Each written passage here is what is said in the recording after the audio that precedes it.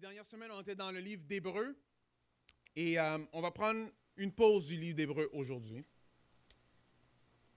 C'était bien d'entendre Lydia donner son témoignage ce matin. Je glorifie Dieu qu'il ajoute encore du monde à son Église.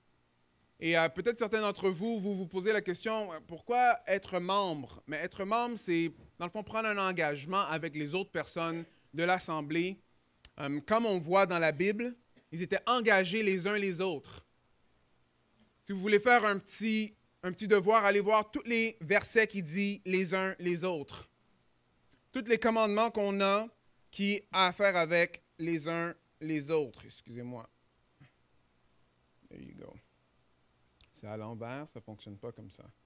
À l'endroit, c'est mieux. Voilà. Oui, alors toutes les places qui disent les uns les autres. On est appelés à vivre les uns avec les autres.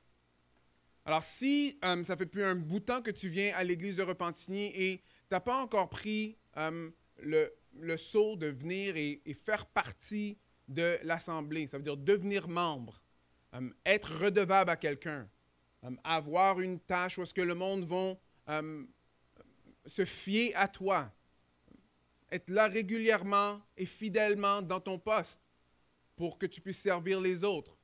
Je t'invite encore une fois de le faire. Et aujourd'hui, on va passer à travers un texte qui va nous montrer ça. Le dernier texte qu'on a vu, il y avait quelque chose d'assez intéressant dans le texte, parce qu'on a parlé de l'apostasie, c'est-à-dire du monde qui était parmi l'Église, mais finalement, on a vu qu'ils n'étaient pas des personnes qui connaissaient Jésus-Christ. Du monde qui ont fait des choses religieuses, mais finalement, ils n'ont pas vraiment connu le Dieu de l'univers, et ils ont quitté la foi. Et ce qu'on a vu, c'est que celui qui a écrit l'Épître aux Hébreux était en train de mentionner que, mais parmi vous, je vois que ce n'est pas le cas, parce que je vois certains fruits chez vous. Et un des fruits qu'il a mentionné, si vous vous rappelez, c'est ceci, car Dieu n'est pas injuste à oublier votre action, ni l'amour que vous avez montré pour son nom, par le service que vous avez rendu et que vous rendez encore aux saints. Très intéressant que l'auteur de l'Épître aux Hébreux mentionne qu'un des fruits qu'ils voient de leur salut, c'est l'amour qu'ils ont pour les saints, le service qu'ils ont pour les saints. Alors sur ça, j'ai dit, bon, OK, on va prendre un break, on va parler de ça cette semaine. Hier soir, les jeunes adultes, collège et carrière, ils étaient ici de plusieurs églises et on a parlé de ce texte-là, 1 Corinthiens 12. Et cet après-midi, les anciens et il y a 5 autres hommes dans l'église qui sont déjà à Shawinigan, il y a une conférence où on va ensemble pour, encore une fois, approfondir notre ecclésiologie, ça veut dire notre théologie de l'église. Plusieurs d'entre nous, on a une théologie qu'on comprend un peu le salut, qui est très bien. Il n'y en a pas beaucoup qui ont une théologie de qu'est-ce qu'on doit faire dans l'église. Mais j'ai des nouvelles pour vous. Dans la Bible, ça nous montre comment faire l'Église. Ce n'est pas une business, où est-ce qu'on met Jésus dessus. Ce n'est pas un club social qu'on met Jésus dessus. Ce n'est pas une place où on va juste rencontrer nos amis et on va mettre Jésus dessus. Ce n'est pas comme une façon glorifiée d'avoir Netflix, dans le fond, tu sais. Mais je donne ma dîme une fois par mois, tu sais, bon, OK. Après là, je vais aller regarder un show 3-4 fois par semaine, par mois. C'est pas ça. La Bible nous montre comment l'Église devrait être. Pourquoi? Parce que c'est l'idée de Dieu, ce n'est pas l'idée d'un homme, l'Église. Alors, on a beaucoup de bénéfices à vraiment voir ce que la Bible dit à propos de l'Église. Amen? Alors, on va rentrer, on va être dans 1 Corinthiens 12 aujourd'hui. Et je vais commencer par une petite illustration de quand j'étais à l'hôpital et je suis sorti de la salle d'opération. Alors, je suis allé à l'hôpital et j'avais certains problèmes de santé et il fallait qu'on m'opère. Mais quand je suis sorti de la salle d'opération, et là, tu es un peu toujours dans les vapes parce qu'on t'a endormi, maintenant tu sors de l'anesthésie, le docteur me dit ceci. Tout s'est bien passé, mais on a dû enlever certaines autres choses. Après, je dis, hein, quoi? Oui, on a enlevé ta vésicule biliaire, on a coupé certaines parties de ton intestin, mais tout va bien. C'est correct. Alors là, moi, tu sais, c'est quoi ça? Alors là, le lendemain, je parle au docteur, je dis, mais écoute, qu'est-ce que tu veux dire, t'as enlevé? Après, il a dit, regarde, c'est correct, on a enlevé la vésicule biliaire, c'est pas vraiment utile, tu vas être correct. J'ai dit, bon, OK, le docteur le sait, ça, OK. Mais quand je suis rentré à la maison, j'ai fait un peu de recherche pour voir, bon, la vésicule, ça fait quoi exactement, right? Alors, la vésicule, ça aide à digérer, OK? Ça va accumuler de la bile afin que nous, on est capable de digérer certaines choses comme les gras, d'autres affaires de même et tout. Alors j'ai compris. Il a dit que c'était inutile, mais c'est pas ça qu'il voulait dire, right? Ce qu'il voulait dire, c'était que tu peux vivre sans ça. C'est pas que c'est inutile, parce que je peux vous garantir que c'est... Bon, des fois, je manque un peu ma vésicule, you know? Parce que c'est utile. Mais comme vous voyez ici, l'illustration montre que des fois, on peut penser que certaines choses sont inutiles parce que ce n'est pas nécessairement nécessaire pour la vie. Mais j'ai une nouvelle pour vous.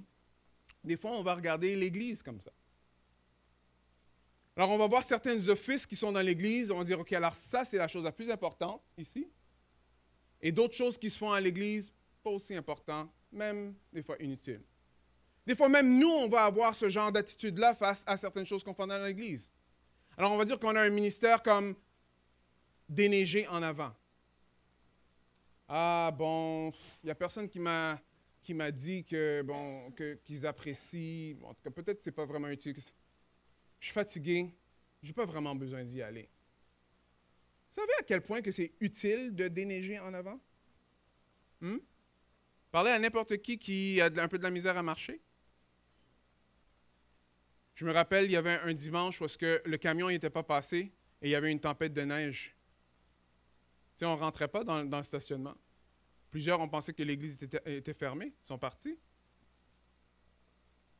Aussi petit qu'on peut penser que notre service est, la Bible nous montre le contraire.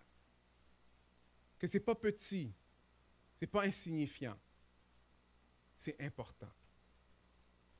Si le Seigneur, lui, t'a mis à cœur de servir son Église, ce que tu fais est important. Si tu connais le Seigneur, ça veut dire qu'il t'a donné un don pour servir à l'Église et c'est important que tu fasses partie de son corps. D'autres, quand ça a à faire avec l'Église, ils ne réalisent pas vraiment l'importance de l'Église même. Alors, si on est pour rejoindre le monde, évangélisation, on va penser, OK, alors ce qu'on va faire, c'est qu'on va prendre un gros théâtre, là. Après, on va avoir des grosses chorales ou le gros band. Après, on va faire un gros événement. Après, on va avoir un prédicateur super dynamique. Après, on va tamiser les lumières. Il y en a qui vont danser et tout. OK, alors là, on va attirer le monde par plein de grands événements. Et c'est là que le monde va venir à l'Évangile. Ça, ce n'est pas quelque chose qui est rare. Au contraire, souvent, c'est quelque chose que le monde, ils s'attendent toujours à faire ça. Bon, là, on va faire quelque chose je sais exactement comment rejoindre le monde. Alors là, on va se bâtir le meilleur site web avec les meilleurs ci, les meilleurs ça. Et là, le monde va venir à l'Évangile. Est-ce que les événements sont utiles? La réponse est oui, les événements sont utiles. Est-ce que le site web est utile? Oui, il y en a ici que c'est par le site web que vous avez appris que l'Église est là. Mais si on se repose juste sur ces choses-là, on manque complètement la donne. Vous me suivez? Êtes-vous avec moi? Alors, OK. Alors, qu'est-ce que la Bible nous parle? Pourquoi est-ce que nous, on pense de certaines façons? Il y a une autre façon qu'on voit les choses des fois. Une façon pragmatique. Alors, je vais faire ceci. Ah, ça fonctionne. Okay, alors, je vais faire quelque chose d'autre. Ah, ça ne fonctionne pas. Alors, je vais faire quelque chose d'autre. Alors, on essaie toujours d'essayer de trouver des différentes techniques pour être capable de faire en sorte que le monde vienne à l'Évangile.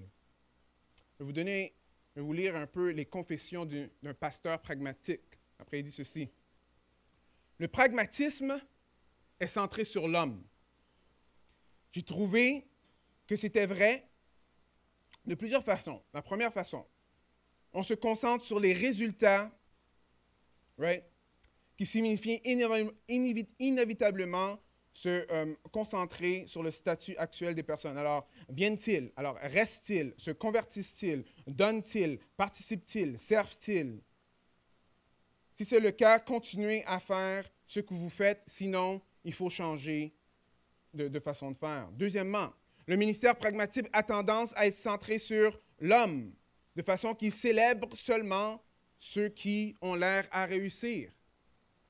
On a une petite maladie dans l'Église, c'est qu'on aime les célébrités. C'est pour ça qu'on est sur YouTube pour en train d'écouter plusieurs célébrités. C'est intéressant que l'Église locale qu'on voit qui a été établie dans Corinthe, un des problèmes, c'est que les Corinthiens, eux, ils avaient des problèmes de célébrité.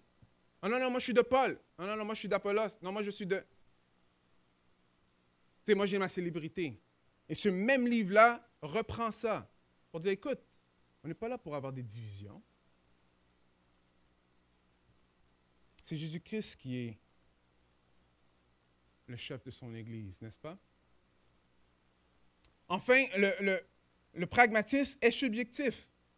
Alors, c'est qui décide quand on a atteint le succès? Est-ce que c'est le chiffre que peut-être moi j'ai dans ma tête? Donc, il y a peut-être 3000 quelques personnes. OK, là, ça veut dire que là, le Seigneur a vraiment répondu. Alors, qu'est-ce qui arrive quand on est dans des périodes où est-ce qu'il n'y a pas beaucoup de monde qui sont sauvés? Vous savez que ce n'est pas les humains qui sauvent d'autres humains. Vous savez ça, right? C'est Dieu qui sauve. Alors, c'est lui qui décide. Il y a des périodes où est-ce qu'il y en a beaucoup, il y a des périodes où est-ce qu'il y en a moins.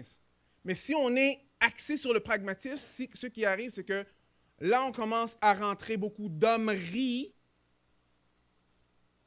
pour essayer de manipuler, pour essayer d'avoir du succès. Alors, le pasteur continue à dire, finalement, ce que j'ai décidé de faire, c'est de lire la Bible. Et j'ai vu qu'il y avait beaucoup de façons de faire quand ça a à faire avec l'Église. Alors, à la place de pourchasser ou chasser les trends, j'oublie toujours le nom, les dernières tendances pour essayer de changer. Alors, la tendance fait ci, la tendance fait ça.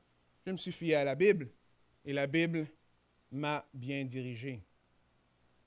Il faut faire attention. Est-ce que nous, on fait la même chose que ce pasteur-là? Est-ce que nous, on recherche le tape à l'œil? Est-ce qu'on cherche les choses qui fonctionnent? Ce serait quoi la meilleure façon de faire présenter Jésus-Christ au monde entier en ce moment aujourd'hui? C'est quoi la façon la plus efficace dans l'histoire de l'humanité? Jésus, right? Si Jésus était là right now, il parle pour lui-même, est-ce qu'il y a plus efficace que ça? Non, il n'y a pas plus efficace que ça. Mais regardez, je vais vous montrer quelque chose. 1 Corinthiens 12, 27 dit quoi? Vous êtes quoi? Le corps de Christ, et vous êtes ses membres, chacun pour sa part. Quand Jésus-Christ était sur la terre, il avait un corps, et le corps était muni de os et de chair. Maintenant, Jésus-Christ est toujours sur la terre. Son corps est toujours sur la terre, mais son corps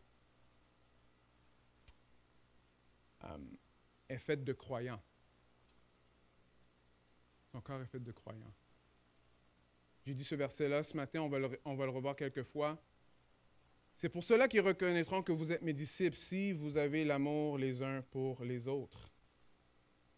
Le corps de Christ dévoile Christ au monde. Ce n'est pas insignifiant. Des fois, on pense que l'Église, c'est comme une affaire, OK, on va avoir des gros événements et après, on va juste faire l'Église, c'est comme deuxième rang. Non, l'Église, c'est le plan de Dieu. L'Église, c'est le plan de Dieu. Afin que nous, on puisse connaître qui Jésus-Christ est, afin que d'autres puissent connaître qui Jésus-Christ est. Alors, qu'est-ce que ça veut dire pour chacun d'entre nous? Ça veut dire que, bon, peut-être il faut revisiter la façon que nous, on comprend, même rejoindre les non-chrétiens. Peut-être il faut revisiter un peu ce que ça veut dire faire partie de l'Église. Peut-être il faut un peu revisiter nos présupposés quand ça a à faire avec, OK, mais alors, qu'est-ce qu'on est en train de faire vraiment là, en ce moment? On l'a déjà dit, l'Église, ce n'est pas le bâtiment. C'est les personnes qui sont sauvées dedans. Mais qu'est-ce que ça veut dire, ça? Ici, on voit que ce n'est pas seulement les personnes qui sont sauvées, mais c'est la façon que ces personnes-là, eux, ils agissent un envers l'autre qui pointe vers Jésus-Christ. Est-ce que vous voyez ça? Est-ce que vous êtes avec moi, oui ou non? OK. Alors, j'aimerais aujourd'hui qu'on soit encouragé par ce texte. On va passer à travers les des versets, mais c'est vraiment intéressant de voir comment que l'apôtre Paul, lui, il adresse certaines choses quand ça a à faire avec la vie chrétienne. OK? Alors, 1 Corinthiens, je vais commencer 12, 1 à 7. Après, je vais commenter, après, je vais continuer. OK, 1 Corinthiens 12, 1 à 7. En ce qui concerne les réalités spirituelles, je ne veux pas, frères et sœurs, que vous soyez dans l'ignorance. Vous savez comment, lorsque vous étiez étrangers au peuple de Dieu, vous vous laissiez irrésistiblement entraîner vers les idoles muettes. C'est pourquoi je vous déclare, personne, si par l'Esprit de Dieu ne dit « Jésus est maudit », personne, s'il parle par l'Esprit de Dieu, va dire « Jésus est maudit », et personne ne peut dire « Jésus est le Seigneur » si ce n'est pas le Saint-Esprit. Il y a diversité de dons, mais le même Esprit, diversité de services, mais le même Seigneur, diversité d'actes, mais le même Dieu qui accomplit tout en tous. Or, à chacun, la manifestation de l'Esprit est donnée pour le bien de tous. Premier point, le chrétien a un don qui est utile pour l'Église. Le chrétien a un don qui est utile pour l'Église. Le texte commence en nous faisant voir un peu qu'est-ce que Paul est en train de répondre aux Corinthiens. Alors, on pense qu'il y a eu 4 lettres aux Corinthiens, nous on en a juste 2. Pourquoi? Parce que la façon que c'est écrit, on voit que Paul est en train de répondre à des questions que les Corinthiens l'avaient déjà envoyées. Et il passe à travers le livre en répondant à leurs questions. Maintenant, il arrive aux questions de dons spirituels. 1 Corinthiens 12, qui connaît 1 Corinthiens 13, l'amour, vous connaissez ça? Oui? Et 1 Corinthiens 14. Si vous voulez vraiment comprendre ce que ces textes-là disent, il faut lire de 12 à 14, parce que c'est là que Paul est en train de répondre la question de tout ce qui a à faire avec les dons spirituels. Si vous ne lisez pas de 12 à 14, vous allez prendre des choses hors contexte. Comme on prend 1 Corinthiens 13 dans tous les mariages, c'est très bien, oui. Et oui, il y a les principes qui sont là, et c'est des principes qu'il faut qu'on suive. Par contre, si on l'enlève du contexte, on ne comprend pas vraiment la force du texte. Et ce que Paul est en train de dire dans 1 Corinthiens 13, c'est qu'on a besoin de l'amour pour avoir l'unité dans l'Église.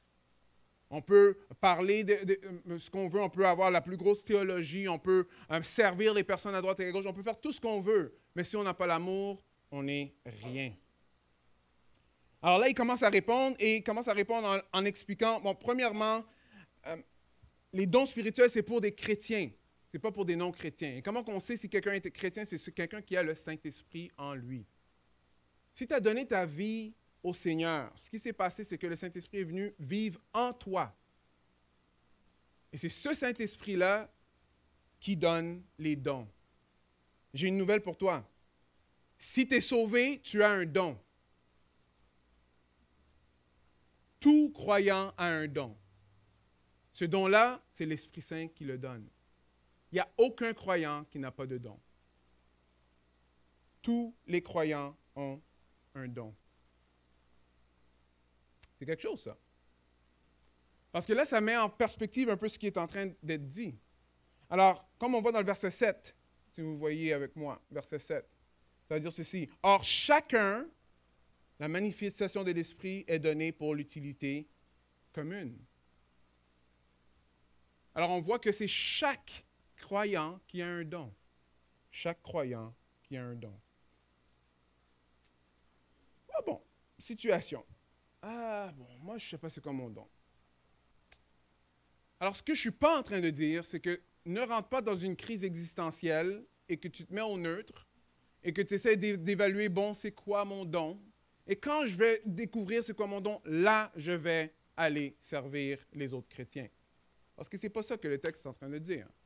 Le texte ici est en train de mentionner que chaque chrétien a un don et ce don-là doit être utilisé pour l'utilité commune, pour chaque autre personne dans l'Église. tous les chrétiens ont un don. Et ce don-là est donné par le Saint-Esprit. Mais nous, quand on parle de dons, on a une tendance de voir les dons d'une certaine façon. Un peu plus axé sur moi. Right? Des choses comme ça qu'on va dire. Bon, moi, je veux trouver mon talent pour mieux exploiter mon potentiel.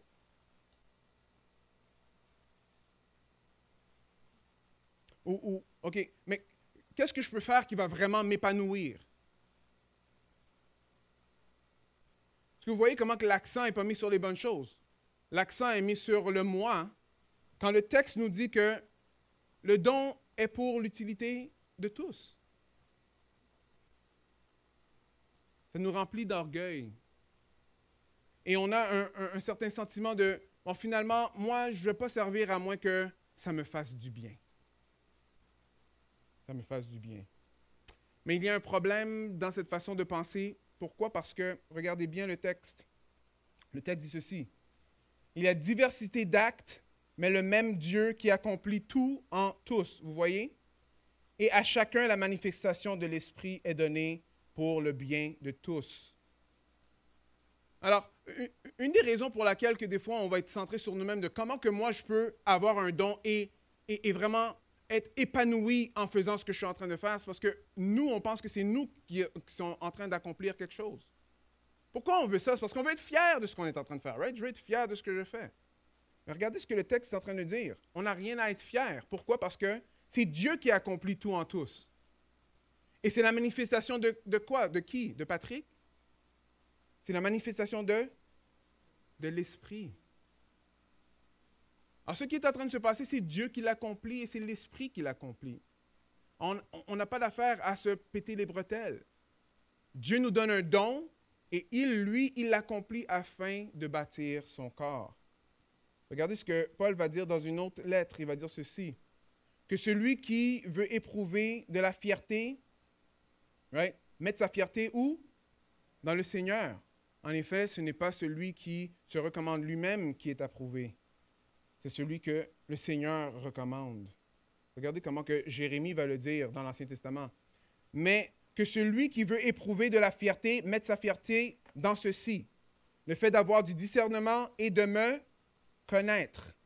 En effet, c'est moi l'Éternel qui exerce la bonté. Ah, c'est Dieu qui exerce la bonté. Le droit et la justice sur la terre. Oui, c'est cela qui me fait plaisir, déclare l'Éternel. Alors, vous voyez, l'idée que je peux juste servir ou utiliser mon don si ça me fait du bien, c'est pas quelque chose qui vient de l'Esprit Saint. Parce qu'ici, on voit très clairement que l'Esprit, lui, il nous donne des dons afin de les manifester pour les autres dans l'Église. Les autres dans l'Église. Après, ça dit pour l'utilité commune. Alors, c'est pour tout le monde. OK. Est-ce que vous savez c'est quoi le mot édifier? Ce que ça veut dire édifier. Okay? On est là pour édifier l'Église. Édifier vient du mot édifice. Right? Une autre façon de dire, c'est pour bâtir l'Église, c'est pour construire l'Église. Un auteur va dire ceci. Le but du service est d'édifier le corps, pas notre épanouissement personnel. Alors, cela signifie que nous servons là où le corps a besoin d'être bâti.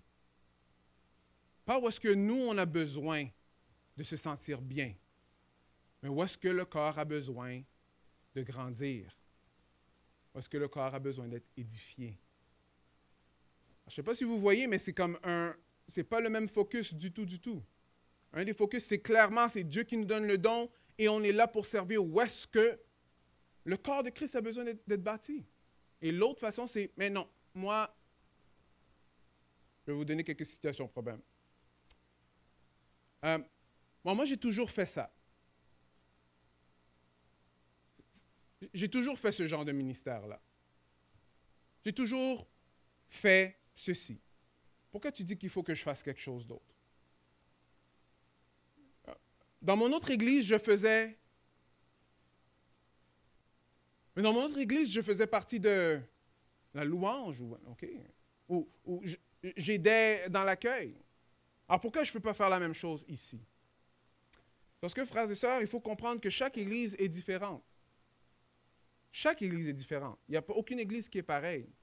Alors, il y a des besoins qui sont différents. Est-ce que c'est possible que vous allez faire ce que vous faisiez dans votre ancienne église, dans une autre église? Oui, c'est possible. Mais est-ce que ça doit être comme ça? Pas si on est en train de servir pour l'utilité commune. Parce que des fois, on a besoin de certaines choses pour que l'Église continue à grandir, à s'édifier, à se bâtir.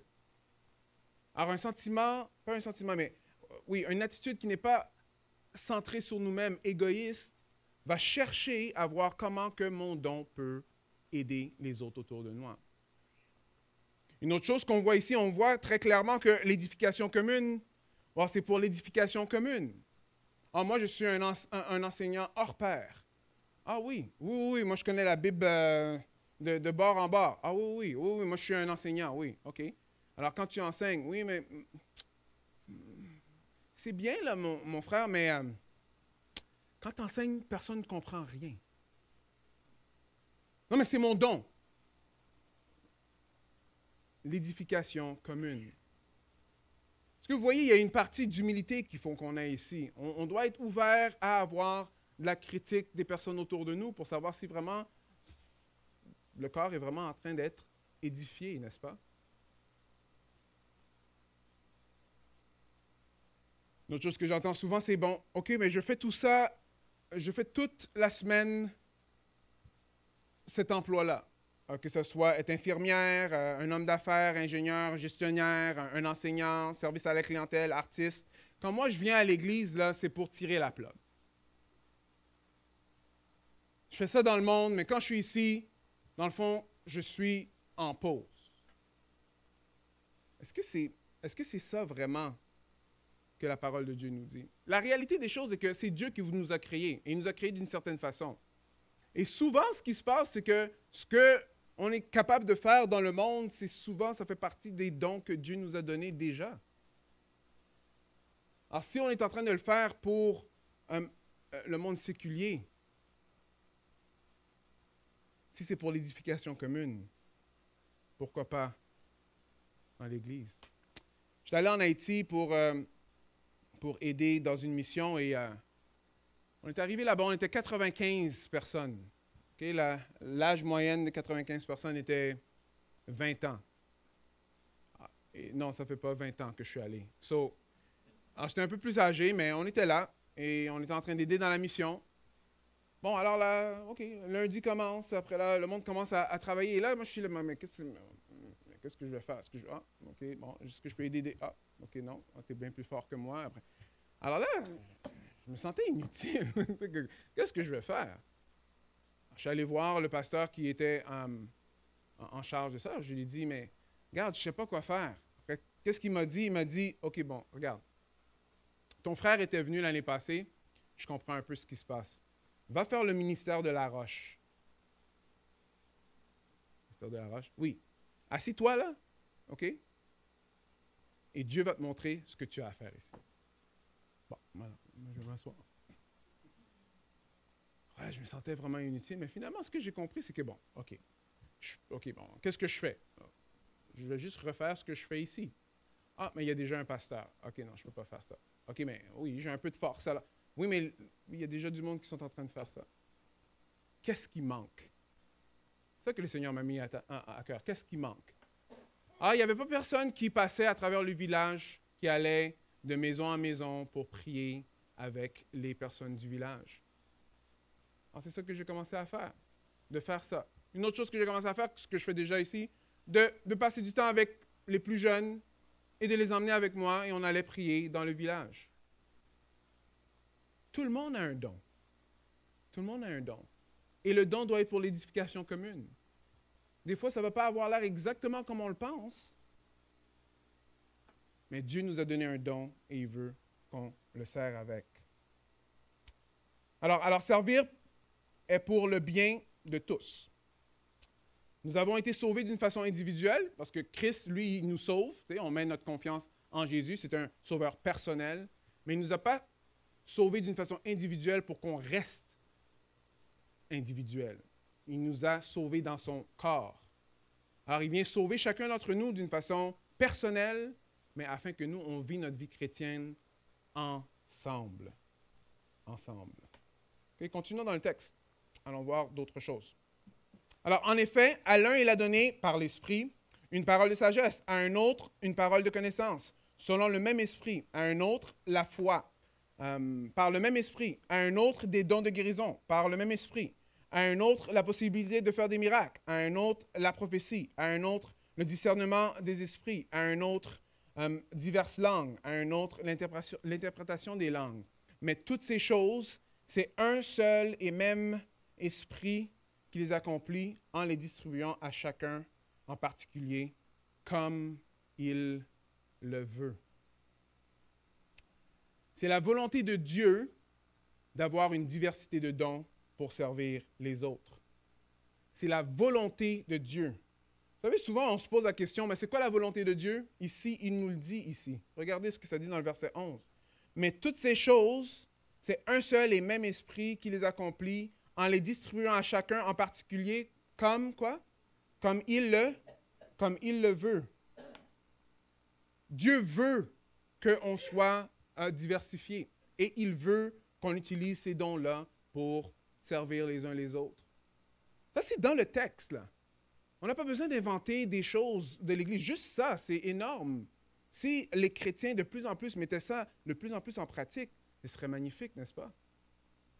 Parce que c'est ça que Dieu veut. Il veut qu'on sert les uns les autres. Je suis allé, et je sais que ce n'est pas notre tendance, je suis allé en ville cette semaine et je suis allé voir un ami d'enfance, mon premier ami. Ouais.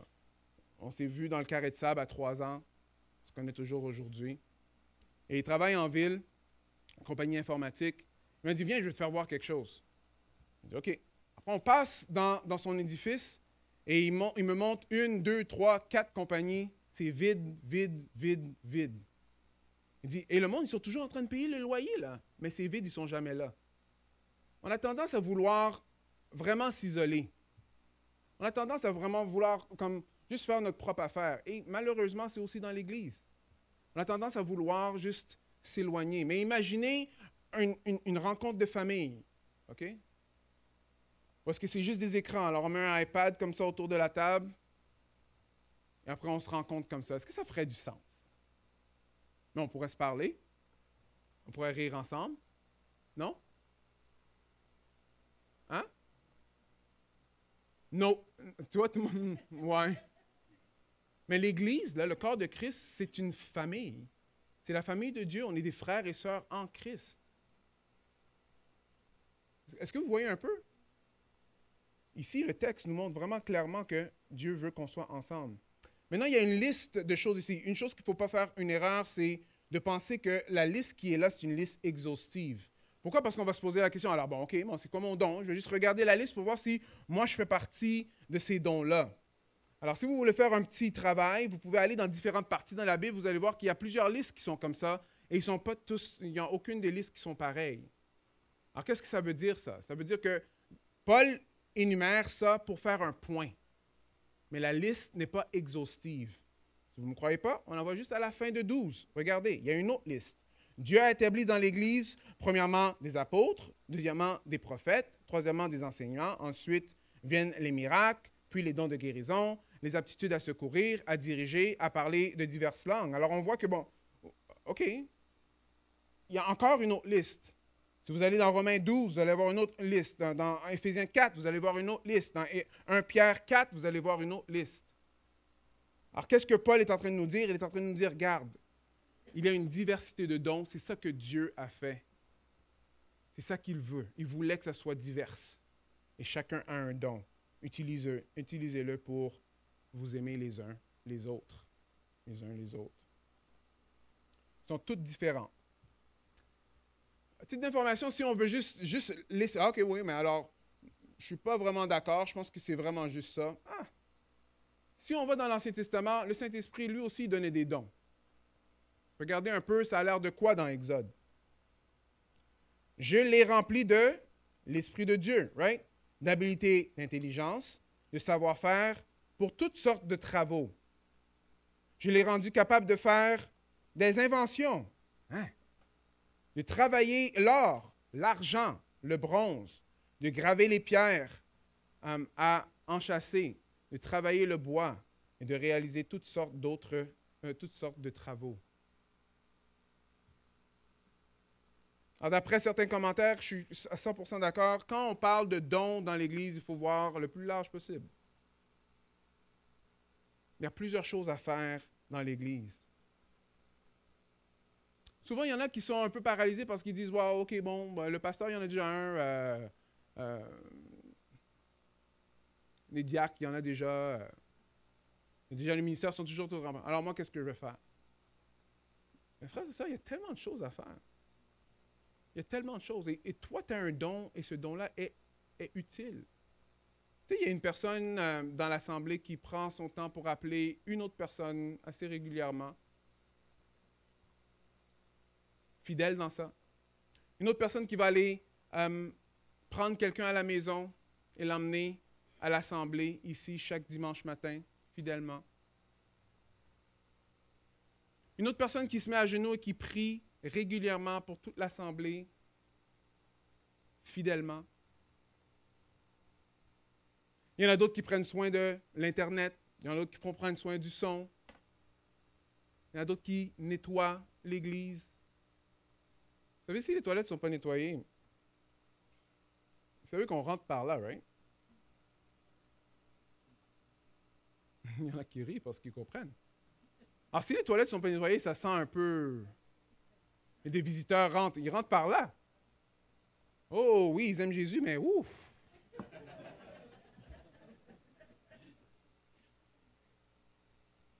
Tous ces dons-là, c'est le plan de Dieu et c'est sa volonté que tous les dons sont différents. Alors, il faut faire attention. Je regarde d'autres à côté. Ah, mais moi, c'est ça que je veux faire. Mais dans le fond, tu ne peux pas vraiment faire exactement ce que l'autre est en train de faire parce que tu n'es pas cette personne-là. Ton don est spécial à toi, il est unique à toi. Et vous savez, le corps, là, je ne sais pas pour vous, mais moi, j'aime bien mes deux pieds. Juste enlever un de mes pieds, ça ferait un problème. N'est-ce pas? Oui? Ici, c'est très important. C'est même pas moi qui ai dit ça. On va lire. Regardez, on va lire ce que Paul a écrit. OK, 14 à 18. Ainsi, le corps n'est pas formé d'un seul organe, mais de plusieurs. Si le pied disait, puisque je ne suis pas une main, je n'appartiens pas au corps, ne ferait-il pas partie du corps pour autant? Si l'oreille dit, wow, puisque je ne suis pas un œil, je n'appartiens pas au corps, ne ferait-il pas partie du corps pour autant? Si tout le corps était un œil, où serait l'ouïe? S'il était tout entier l'ouïe, où serait l'odorat? En fait, regardez ce qui est écrit. Regardez ce qui est écrit. En fait, qui a placé? Dieu a placé chacun des organes dans le corps. Encore quoi? Comme il a voulu. Comme il a voulu. Il n'y a aucun travail, aucun service, aucun don que Dieu a donné qui n'est pas à la place où est-ce qu'il veut que ce don-là soit. Comme il l'a voulu. Comme il l'a voulu. Il y en a qui... il y a certaines personnes qui sortent avec les plus jeunes pour aller courir pendant des heures à la fois, en tout cas. C'est vraiment hot. Alors, il y en a plusieurs qui viennent avec lui, après ils vont courir pendant un bon bout de temps. Alors, si moi j'étais pour faire ce genre de ministère-là, on courrait peut-être à la rue et on retournerait. Ce serait terminé. Mais ce n'est pas mon don. Right? Ça veut dire qu'il ne faut pas que je fasse l'exercice. Ce n'est pas ça que je suis en train de dire. Ce que je suis en train de dire, c'est qu'il y en a qui ont un don. Non, pas il y en a. Tout le monde a un don qui est particulier, qui est différent. Et ce don-là est utile pour l'œuvre de Dieu. Deuxième situation, problème. Ah, mais moi, je vais abandonner l'Église parce que je ne crois pas ce que moi, je suis en train de faire pour l'Église, que c'est vraiment utile. Je ne pense pas que ça a un vrai impact. Tu sais, quand on est comme en réunion de prière, j'entends les témoignages des autres qui sont allés parler à quelques non-chrétiens qui sont venus à l'Évangile. J'en ai parlé à un autre et quand lui, il ouvre la Bible, waouh, quand lui, il dit des affaires, c'est comme, je peux tellement comprendre ce qui est là. Il y en a d'autres, quand il prie, my goodness, quand il prie, moi, je commence à pleurer, incroyable. Mais moi, je pense pas que j'ai de l'impact, alors je m'en vais. Non. Parce que les dons, ce n'est pas nous qui créons les dons. C'est Dieu qui donne les dons et il a placé chaque organe dans le corps comme il l'a voulu. Quand est-ce la dernière fois que vous avez pensé à vos poumons? Peut-être Joanne maintenant, là, mais... Quand est-ce la dernière fois que vous avez vraiment comme pensé à vos poumons, genre, tu sais? Il y en a qui pensent à leurs poumons régulièrement? Est-ce que les poumons sont utiles? On enlève mes poumons, on va voir si on va avoir la même prédication ce matin, genre. OK, alors, même si c'est des parties du corps que peut-être on ne met pas autant d'attention, on ne prête pas vraiment autant d'attention, ici, on voit que c'est Dieu qui les a placés ici, comme il l'a voulu. Frères et sœurs, je vous encourage. Vous voulez savoir comment servir? Venez voir un des anciens. Accompagnez un de vos amis qui sert déjà. Dieu vous a donné un don, et votre don, il est unique. Il est unique. Et Dieu, il vous a donné ce don-là, c'est parce que c'est ça qu'il voulait. Il n'a pas fait une erreur. Et ici, il nous dit que c'est important qu'on l'utilise pour le bien de tous dans l'Église. Dernier point. Tous les dons sont nécessaires. Lisons ensemble. 1 Corinthiens 12. Excuse, peut-être c'est un peu plus petit, mais on va juste passer à travers. Alors, s'il était tous un seul organe, comme on est en train de dire, où serait le corps? Alors, il y a donc plusieurs organes, mais un seul corps. L'œil ne peut pas dire à la main, je n'ai pas besoin de toi, ni la tête aux pieds, dire que je n'ai pas besoin de vous. Bien plus, les parties du corps qui paraissent être plus faibles sont quoi? Verset 22. Bien plus, les parties du corps qui paraissent être plus faibles sont nécessaires. Encore une fois, I'm not the one that wrote this. J'ai pas écrit ça. La Bible dit que même les parties les plus faibles sont nécessaires. Sont nécessaires.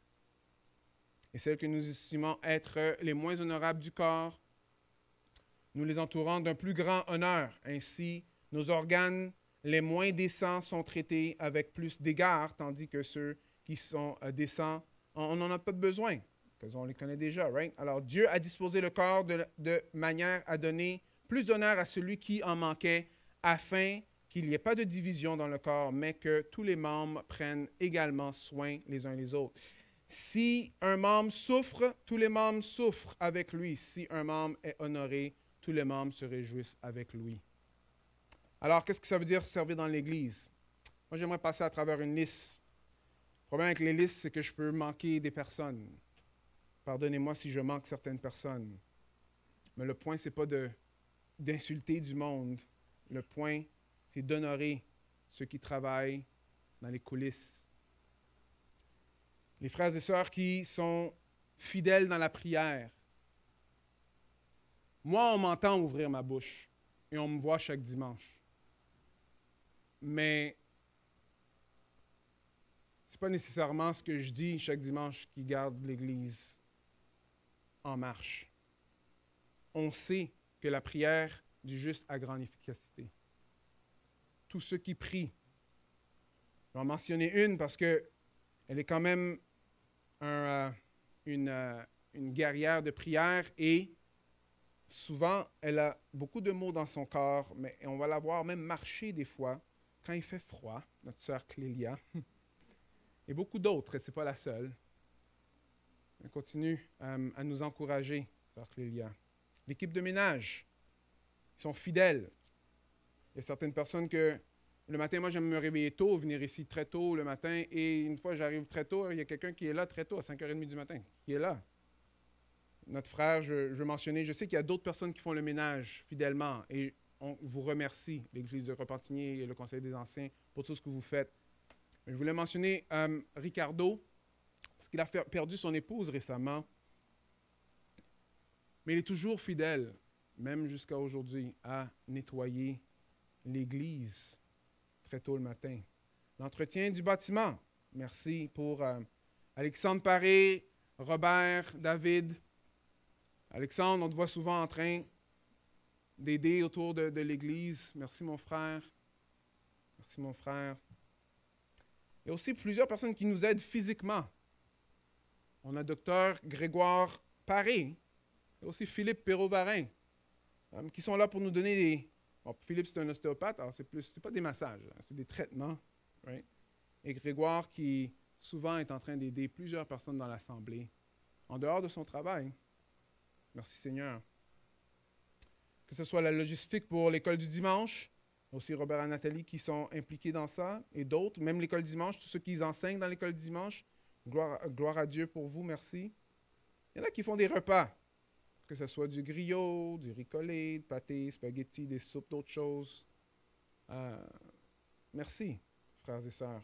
Cette semaine, il y a une sœur qui avait vraiment beaucoup besoin d'aide pour les repas. Joanne a juste fait quelques appels. Ça n'a même pas pris 20 minutes. Plusieurs personnes disent, oui, on va venir t'aider avec les repas. Que ce soit l'organisation des bibliothèques, Sarah qui fait ça. Que ce soit être fidèle à l'accueil. Il y avait même la francisation. On a un couple qui est venu du Brésil et Sylvie et Carole qui ont pris Dagmar et l'ont appris comment parler le français. Les gars qui sont au son, la pouponnière, les organisations des événements, comme hier soir, on avait un très bel événement qui est organisé par des personnes comme Maïnaï, comme Alexandre, tu vois? Pas Alexandre, c'est pas Alexandre. Maïnaï et l'équipe. Les leaders de la jeunesse, chaîne de prière, merci Joanne. En préparation pour le repas du Seigneur, merci Mireille. Ministère des enfants, il y en a beaucoup d'autres. On a besoin d'honorer ces personnes-là. Pourquoi? Parce que souvent, ils passent dans les coulisses. Mais le texte nous dit très clairement, hein, ils sont nécessaires. Ils sont nécessaires.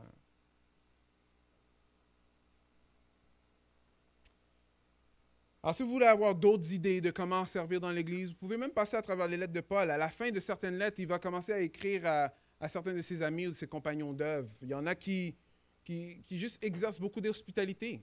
On dit, ah oui, je suis allé dans telle ville, des personnes étaient là pour m'accueillir. Il y a même des personnes qui ont écrit les lettres pour Paul. Alors, il y a des écrivains. Alors, pendant que lui, il dicte quoi dire, eux, ils écrivent pour lui. Le service dans l'Église, les dons, là, il y en a tellement. Il y en a tellement. Terminer avec ça. Est-ce que tous sont-ils apôtres? Tous sont-ils prophètes? Tous sont-ils enseignants? Tous font-ils des miracles? Tous ont-ils des dons de guérison? Tous parlent en langue? Tous interprètent-ils? La réponse à ces questions-là, c'est non. Aspirez au don le meilleur. Je vais encore vous montrer la voie par excellence. Alors, je vais terminer par une dernière situation de problème. On va voir un peu la réponse dans 1 Pierre 4, 10 et 11. Alors, comme de bons intendants de diverses grâces de Dieu, mettez chacun au service des autres le don que vous avez reçu. Pierre le dit. Alors, ce n'est pas seulement Paul le dit, Pierre le dit aussi. Si quelqu'un parle, qu'il annonce les paroles révélées de Dieu. Si quelqu'un accomplit un service, qu'il le fasse avec force, la force que Dieu communique. Maintenant, regardez bien ce qui est écrit. Afin qu'en tout, Dieu reçoive la gloire qui lui est due à travers Jésus-Christ. Alors, ce qu'on comprend ici, c'est que, ultimement, utiliser notre don, c'est de glorifier Dieu. On sert les autres dans l'Église parce qu'on sert Dieu en premier. On a tendance à juste voir les choses horizontalement. Non, non, non. On sert les autres afin que Dieu reçoive la gloire. Êtes-vous le genre de personnes qui vont vous plaindre des fois de « Ah, tu sais, j'ai tellement de travail, les autres ne font pas leur juste part. » Ça arrive des fois? Les Les statistiques le montrent. Il y a 20% des personnes d'habitude qui vont même donner pour 80% des personnes. Est-ce que nous, on a tendance à juste focuser sur ça? Il faut faire attention. Parce que tout ça, ça va commencer avec une chose, et ça, c'est l'humilité. On a besoin de s'humilier les uns les autres et laisser vraiment le Seigneur nous diriger. Je sais que les campagnes d'évangélisation, c'est une bonne chose. Les camps, c'est des bonnes choses. Tout ça, c'est des bonnes choses. Mais il ne faut vraiment pas négliger le corps de Christ. Parce que c'est quand le monde va voir comment que nous, on est un envers l'autre, qu'eux, ils vont savoir qu'on est les disciples de Christ. On est appelé à servir. Si tu as des questions, viens me voir. Venez voir les anciens.